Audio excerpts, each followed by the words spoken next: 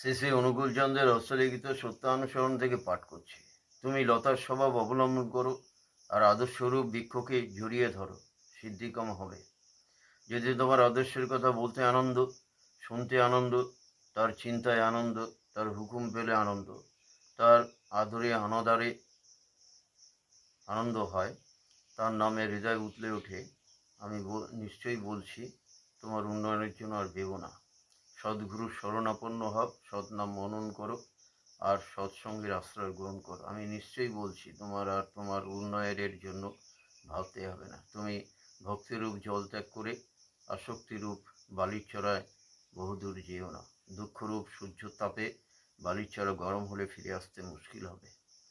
অল্প উত্তপ্ত হতে হতে যদি না ফিরে আসতে পারো, তবে শুকিয়ে মরতে হবে। ভাবমুখী থাকতে চেষ্টা করো, পতিত হবে না, বরং অগ্রসর হতে থাকবে। গুরুমুখী হতে চেষ্টা করো আর মনের অনুসরণ করো না, উন্নতি তোমাকে কিছুতেই ত্যাগ করবে না। বিবেককে অবলম্বন করো আর মনের অনুসরণ করো না, উদারতা তোমাকে কখনোই ত্যাগ করবে না।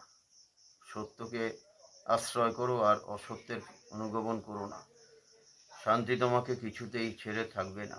দীনতাকে অন্তরে স্থান দাও, অহংকার তোমার কিছুই করতে পারবে না।